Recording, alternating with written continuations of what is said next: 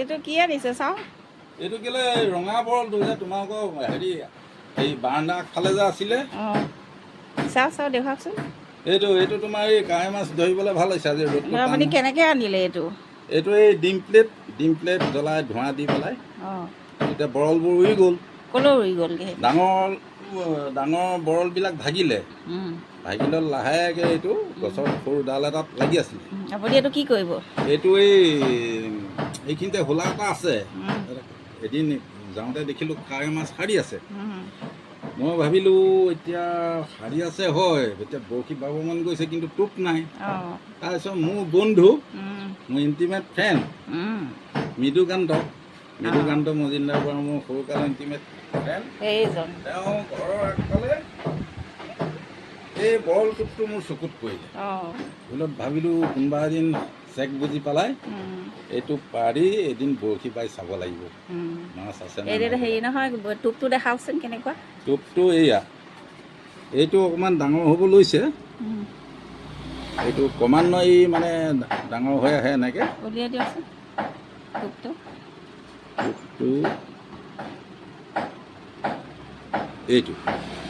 এইটো অলপ দিনৰ পাছত মেচিয়ৰ হ'লহেঁতেন।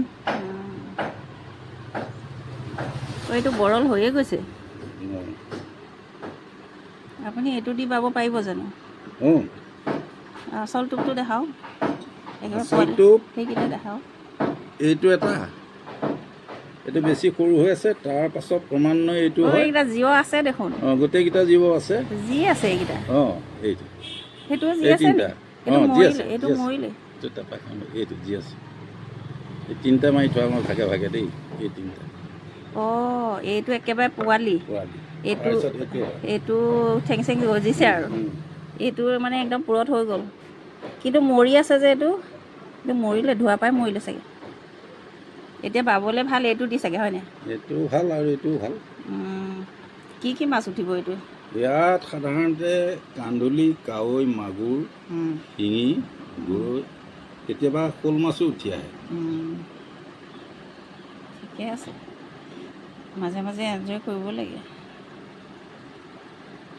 এইটো মানে কেতিয়াবা আমাৰ সৰুৰ পৰা এটা আজিকালি আপোনাৰ বন্ধুৱে নাবায় নেকি বৰশী?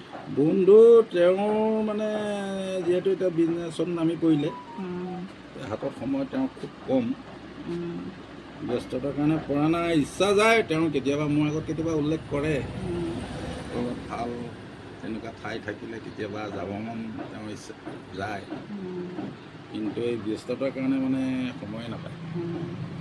এইটো আপুনি বেগ এটাত ভৰাই লওক এতিয়া। Thank U.